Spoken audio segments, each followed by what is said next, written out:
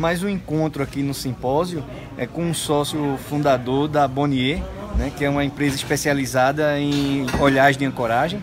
E aí eu também tenho algumas perguntas que a gente recebe muito lá nos eventos que a gente faz na nossa região do Nordeste. E eu vou pedir para o Erivan, né, responder para a gente. A primeira pergunta, Erivan, é a diferença de olhares que existe no mercado, né, entre chapas dobradas, o olhar composto por uma fundição, né? Onde é que está esses critérios? Bom te conhecer aqui no encontro. A Bonnier é uma empresa que está no mercado desde 1991 e passou a produzir pontos de ancoragem esportivos para escalada desde 1999. Com o surgimento das normas técnicas que vieram exigir mais dos pontos de ancoragem, a gente desenvolveu um produto específico para ancoragem industrial que a gente chamou de AncoPro, que vem de ancoragem profissional, que é para trabalho em altura, que cumpre esses requisitos da norma, proliferando uma série de dispositivos de ancoragens que são fabricados por meio de fundição. Esses pontos, eles têm um problema que é o próprio processo, que não é muito garantido, tanto na questão do material que está sendo fundido, quanto na questão dos defeitos de fundição.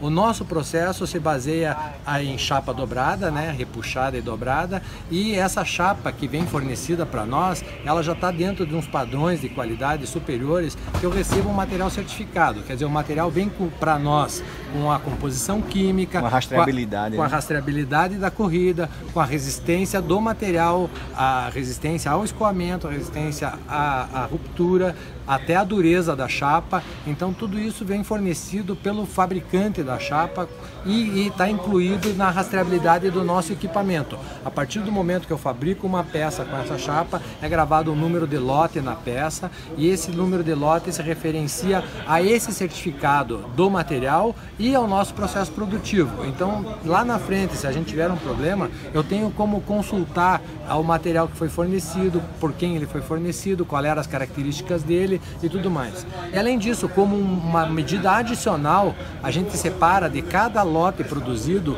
um corpo de prova padrão para a chapa de aço e que a gente guarda como um testemunho. Ou seja, se no futuro tiver algum problema e por mais que a gente tenha o certificado do material, a gente ainda tem uma amostra do próprio material para ser feitos ensaios e ser comparado e ver se algum problema era de material, de processo de fabricação ou de instalação ou do substrato onde está sendo instalado.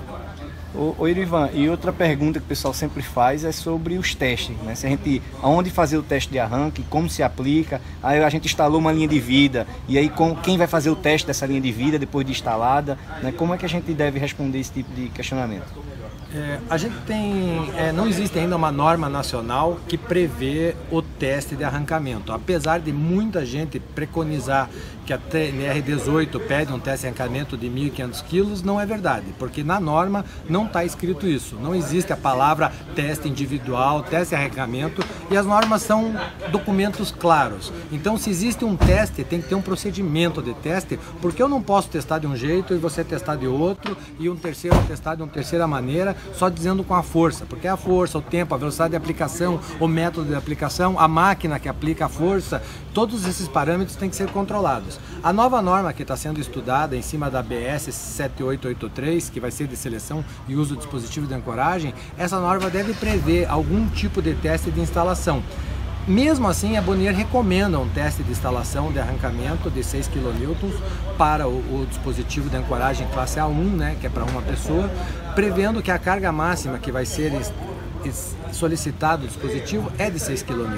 Então o resto, o coeficiente de segurança do dispositivo aguenta 12, mas a gente testa com 6 e instalação em concreto. Por quê? Porque o concreto, ele feito por um processo de colagem. E esse processo de colagem tem uma série de detalhes e defeitos que podem ocorrer e com esse teste a gente consegue aferir o processo de colagem. A gente não está testando o dispositivo de ancoragem, a gente está testando a colagem dele no concreto.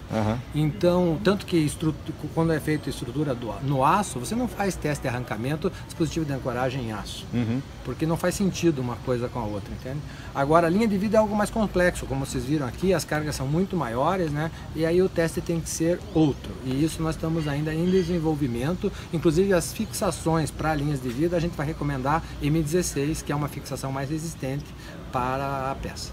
Entendi. Irivan, e tem mais uma outra questão que é o fator de segurança, né? Nos projetos a gente deve colocar o fator de segurança 2 ou a gente deve colocar o fator de segurança 5 que está lá estabelecido na NR18, né, para cabo de aço?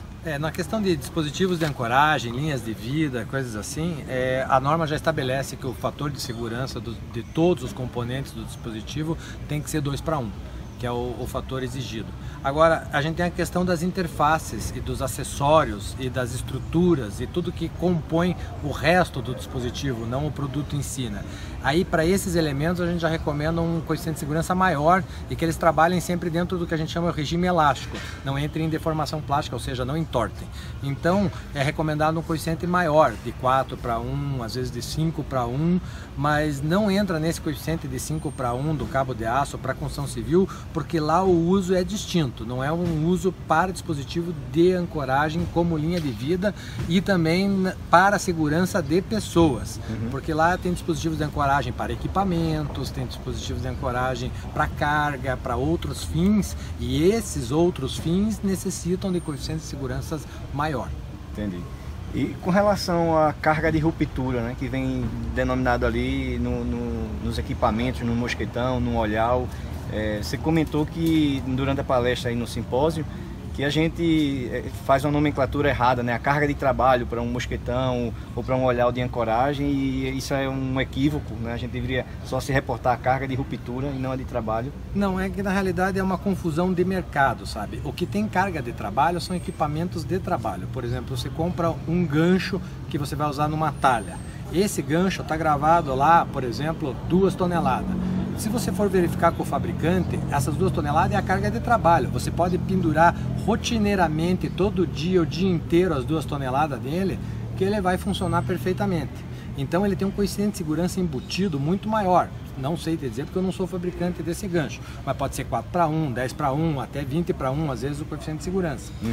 No caso do dispositivo de segurança, que é o que a gente está tratando aqui, esse coeficiente de segurança já está em cima das cargas dinâmicas e não das cargas estáticas, que são cargas maiores, né? Então você tem esse coeficiente para garantir que o equipamento não vai falhar quando ele precisar usar, mas o equipamento de segurança só é solicitado no momento de uma queda.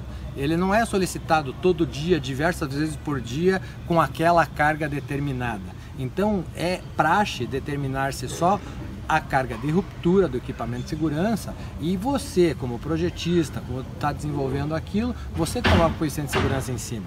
O coeficiente mínimo que a norma exige é 2:1, mas se você quer projetar o seu sistema com dispositivo com coeficiente de segurança 3:1, nada te impede, você está acima da norma e está sendo, digamos, cauteloso, né, conservador com relação a isso, e você vai pegar aquela carga de ruptura que vem gravada no equipamento e dividir por esse coeficiente de segurança para chegar numa carga de trabalho aceitável. Então é uma questão até de conceito. Equipamento de segurança não tem carga de trabalho, porque ele está lá para segurar uma eventualidade, que é a queda, e não para todo dia pendurar uma certa carga. E até se você for pensar assim, né, a carga dinâmica que a gente trata de uma queda de uma pessoa é 6 kN. Nenhuma pessoa pesa 600 kg. Já tem então, fator de segurança. Tem um fator, tipo, se o cara só pôr o peso próprio dele estaticamente, o coeficiente de segurança fica 12. Porque uma pessoa de 100 quilos pendurada no equipamento que aguenta 1.200, fica um coeficiente de segurança 12, mas a carga da queda é 600 quilos. Então, os 12 kN é um coeficiente de segurança 2:1 em cima da carga dinâmica de solicitação do equipamento. Então, não tem muito sentido relacionar a carga de trabalho com a carga que é do equipamento de segurança. Então é bom também deixar bem distintos os equipamentos, porque carga de trabalho faz sentido quando você tem um equipamento que está sendo solicitado cotidianamente com aquela carga e ele deve aguentar e não falhar sobre aquela carga, né? Ok, acho que ficou bem claro aí. Eu vou disponibilizar teu contato também, Irivan, para o pessoal possivelmente fazer mais perguntas e, enfim, vou deixar teu e-mail lá para o contato da Bonnier para o pessoal tirar mais alguma dúvida que a gente possa vir ter nos eventos. Por favor, entre em contato, a gente tem a maior disposição em colaborar, em informar, em ajudar, mesmo que não seja numa relação comercial, porque a gente está tratando da vida das pessoas e isso é mais importante que tudo. Obrigado, Irivan. Valeu.